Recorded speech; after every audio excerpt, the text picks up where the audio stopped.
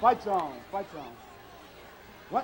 2, ready, 1. The door is open. Let's let the president know here. 4 more years. 4 more years. 4 more years. 4 more years. 4 more years. 4 more years. 4 more years. Come on. Work.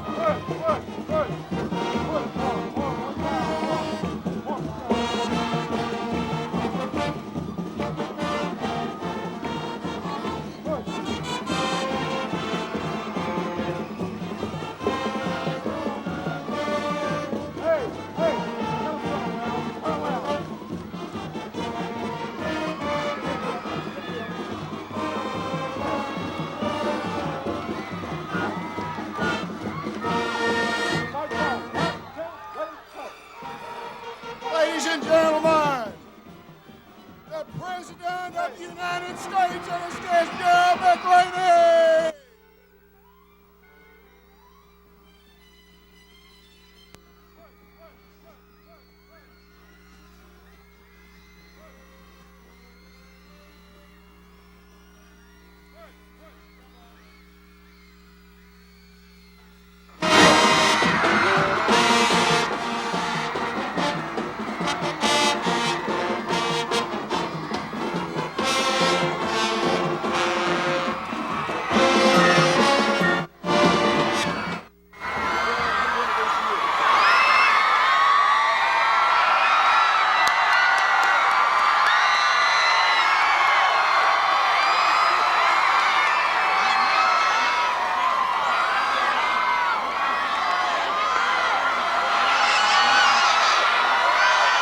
I have your attention.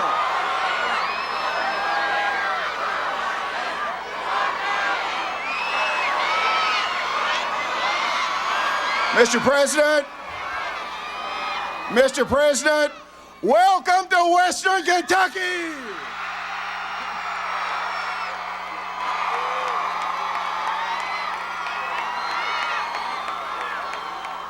Fellow Kentuckians, conservative Democrats, loyal Republicans, supportive independents, a great American, Major Dad Gerald McRaney.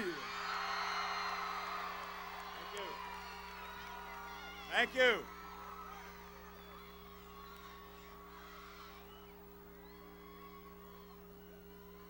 All right. It is amazing to me in this political year, it's very unusual that a man of the integrity of President Bush should be engaged in a battle with a man whose most notable accomplishment is that he has never once let a scruple get in the way of his ambition.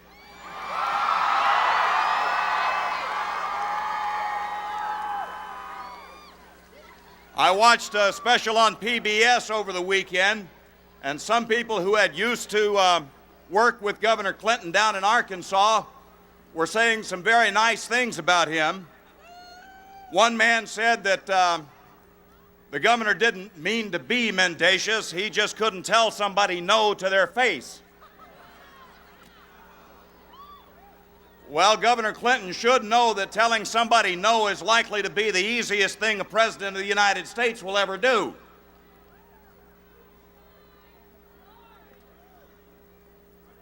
Governor Clinton has said that he wants to do for the United States what he has done to the state of Arkansas.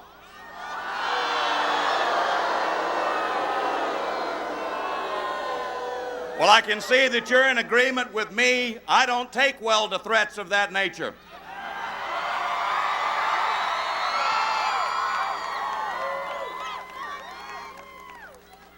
Now, President Bush has had some criticism about him. Some of his critics have said that he's had a tendency to be too loyal to his friends. Well, there was a lady on this particular PBS documentary who had been a supporter of Mr. Clinton's and helped him get some legislation pushed through. He then forgot totally about her. So in my estimation, any day of the week, I will take a man who is a mite too loyal over a man whose idea of loyalty is not to stab you in the back with witnesses present.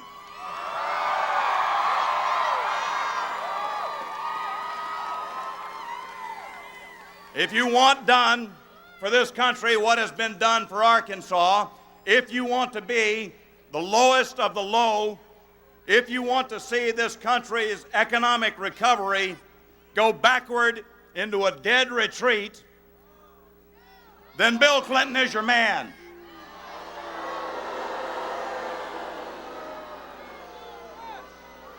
If, on the other hand, you would like to see the United States of America remain the world's preeminent economic, military, and political superpower, then, ladies and gentlemen, I give you the President of the United States. Thank you very much. Thank you, Mac. Thank you very much. 4 more. Thank you. Thank you very much, Gerald McRaney. I'm proud to have Major Dad Gerald McRaney at my side, and I am grateful to him for his loyal support. And let me just say at the outset, I'm very pleased to be here and then back again, back for me in this great part of I was going to say of Western Kentucky, but let me point it out this way. Every place I go, I see signs that say, clean house. I want to see David Williams elected to the United States Senate. And I want to see Steve Hamrick elected to the United States Congress. Let's clean house. May I thank your mayor, Jerry Montgomery, Bob Gable, our state chairman, and it is great to be in Paducah. You should have seen it flying in with these fall colors. It makes you agree with the guy who said, heaven is a Kentucky kind of place. Well,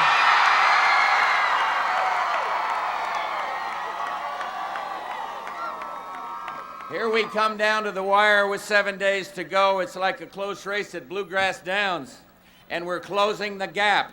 And in 7 days, we are pulling ahead at the finish line to win this election.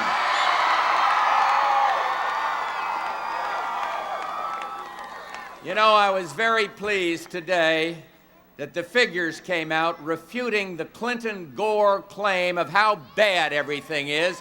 The figures came out for growth in the third quarter, and the economy of the United States led Europe, led Canada, led Japan, and we grew at 2.7%.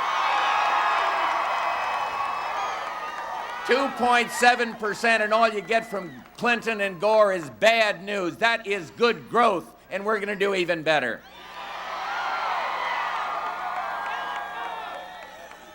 You know, Mac referred to this, and I hate to ruin such a lovely day, but I must do this because for months, the Clinton-Gore crowd have been telling everybody how bad everything is and that he's going to make things better, that Clinton will make things better. Let me just remind you, as a southern state, and a good one at that, and Arkansas has some wonderful people, but let me remind you of just a few statistics on the Arkansas record. They are 50th in the quality of environmental initiatives. They are 50th in the percentage of adults with college degrees. They are 50th in per capita spending on criminal justice. They are 49th, getting better, in per capita spending on police protection. 48th in percentage of adults with a high school diploma. 48th in spending on corrections. 46th in teachers' salaries. 45th in the overall well-being of children, and this man said in a debate he wants to do for America what he's done for Arkansas. We cannot let him do that. Imagine trying to bring a record like that. He did point out one thing in the debate, you may remember. He said that the work had gone up, jobs had gone up in Arkansas. 1 year. That was this year. He's been out of the state 85% of the time. That's why it went up. And for 10 years, they averaged 30% of the national average. So enough for Arkansas. And now look what he wants to do to this country. He has already said he wants to raise $150 billion in new taxes. He's already said $220 billion in new spending. That is trickle-down government. The numbers don't add up. And the middle class of America, watch out. He says he'll sock it to the rich, but he's coming after your wallet. He's coming after you, and don't let him do it to America.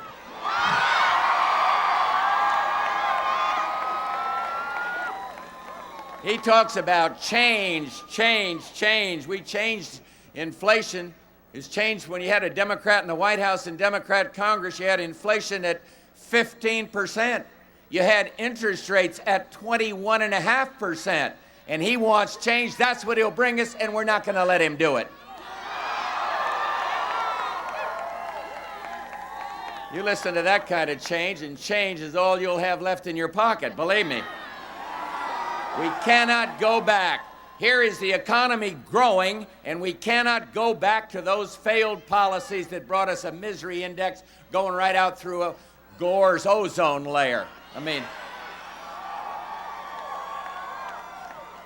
you know, you hear from the, I'm kind of down. Some of you may have noticed my favorite bumper sticker. I don't see it around here. Is it up there? There it is. And everybody knows what it means. Everyone knows what it means. Annoy the media, re-elect Bush. You know, and I know.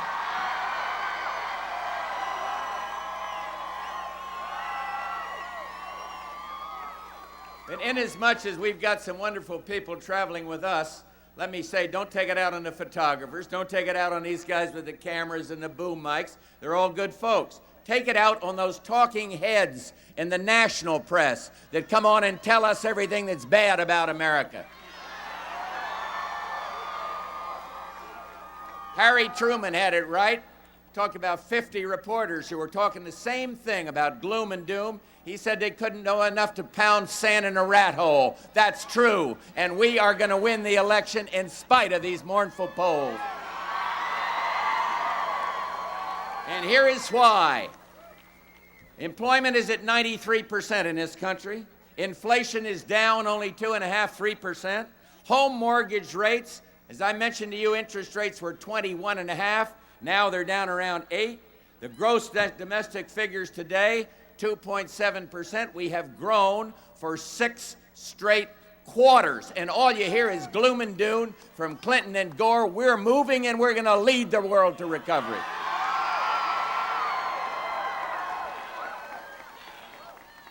And we've got a good plan to hold the line on this domestic spending and get that tax base down and lower the deficit by helping small business. Governor Clinton says, look, I want to have the government invest. The government never made a sound investment in its life. The investment is small business, and that's where we want it to be. And you know how he wants to do it all is to cut the muscle out of our defense. We have cut defense because we were successful in standing up against aggression around the world. And we must not cut into the muscle of defense. You throw millions of people out of work needlessly, have an adverse effect on where we've landed at Fort Campbell. Look, the Soviet bear may be dead, but there are wolves out there, and we must keep our eyes open and keep America strong. And here's the way we're going to do it. We're going to create more jobs in America through exports. We make the best product. We have the best workers anywhere in the world. You build cars right in this state that are sold over in the Middle East. And we are going to create more jobs through free and fair trade, not by listening to the waffle iron of Clinton and Gore.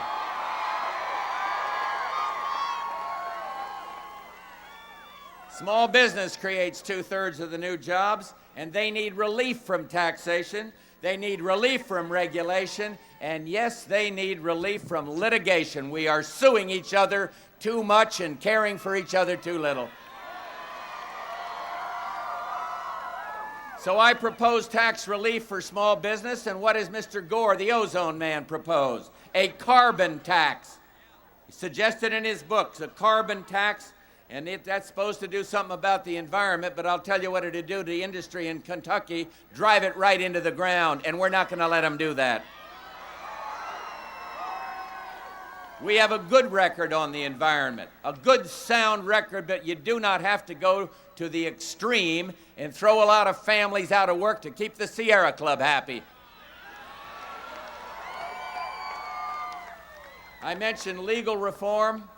One thing we've got to do is make it so that these little league coaches aren't afraid to coach, that doctors are no longer afraid to deliver babies, that a person going by the highway is not scared to stop and help his fellow American because of a lawsuit. We sue each other too much, and help me get some congressmen that are willing to put a cap on these outrageous lawsuits.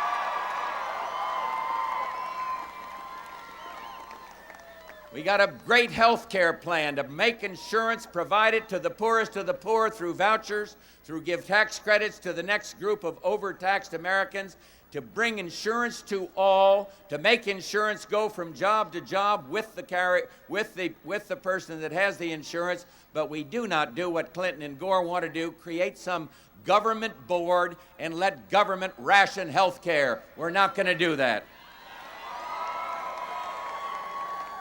In education, I see these kids, and it is priority. And we've got an America 2000 program that bypasses that all-powerful dictatorial teachers union and goes to the teachers and works with them to strengthen education. God bless our teachers.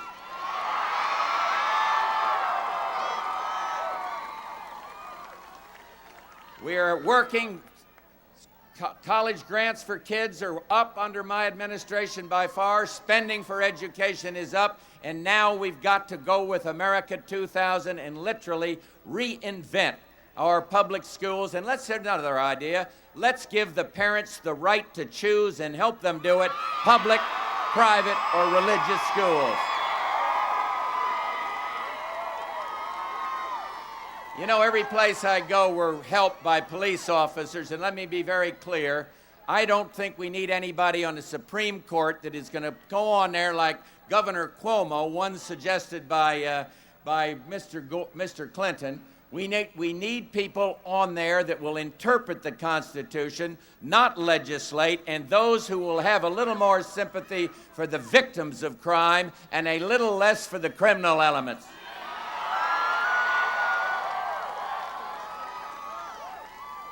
The Democrats talk tough, the liberal Democrats, about crime, but let me tell you something. The other day I had a visit in the Oval Office from 8 individuals, grassroots, family men, all coming up there, and they said, "We are for you for president," and they represented the Fraternal Order of Police of Little Rock, Arkansas. I was proud to have their support. The next term, we are going to reform government, and we're going to get the deficit down, and I ask you to send people to Washington, only those who will do the following. Give us a balanced budget amendment to the Constitution. Give us a taxpayer's checkoff so you can check 10% of your taxes and make that money go to lowering the deficit. And give me a line item veto and let me try to cut the deficit. You know, in one of our debates, Governor Clinton said, "It's not the character of the president, it is the character of the presidency," and I beg to differ. I think they're interlocked, and I do not believe you can have a candidate who tries to be on all sides of all issues. Here's what he said on the Persian Gulf War. That was not an easy decision, to send someone else's son, someone else's daughter into combat. A president has to make it, and he can't say maybe, or he can't say but, and I made a tough call. But here's what Governor Clinton said. He said, I agree with the minority, that means those who wanted to let sanctions work. If we'd listened to that, Saddam Hussein would be in Saudi Arabia today. I agree with the minority, but I guess I would have voted with the majority. You cannot flip-flop and waffle if you want to be president of the United States.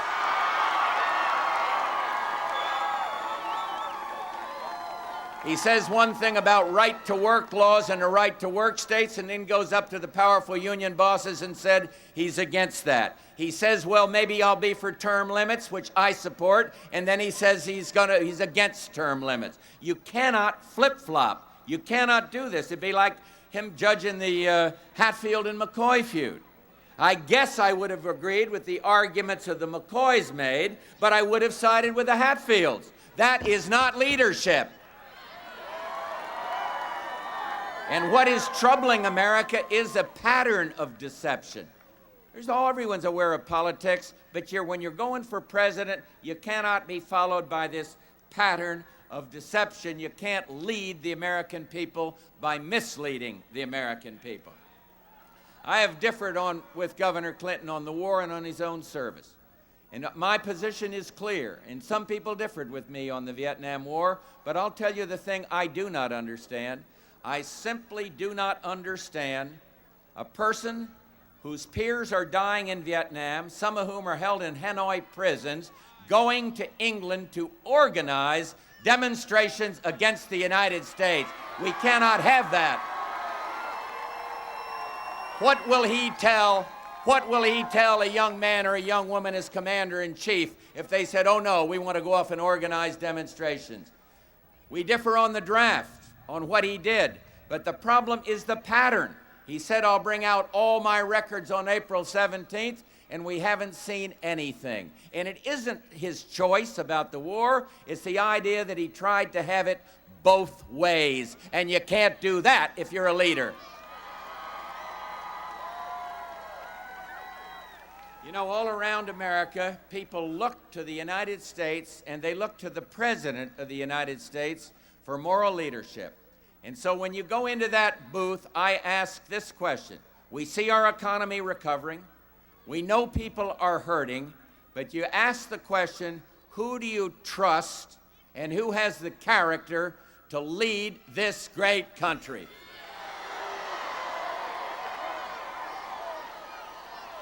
Barbara and I know one other good reason to keep me as president. We got the best first lady you possibly could have. But she and I have tried very hard to keep the public trust. And I think most people by now know that we've been blessed by a strong and wonderful family. We have faith in God. We believe we are one nation under God. And now it's not a question of needing to be president of the United States. It is a question that we have literally changed the world. These kids go to bed at night without that same fear of nuclear war that their mother and dad had. And now what I want to do is bring that same leadership and lift these kids up, convince them that the opportunity is bright, execute our program, the agenda for America's renewal, increase our exports. And let me end this way. Clinton and Gore say we're a nation in decline. They say we're south of Germany and a little better than Sri Lanka. Let me tell you something, they ought to open their eyes. We are the most respected nation in the whole world. We are the leader of the world.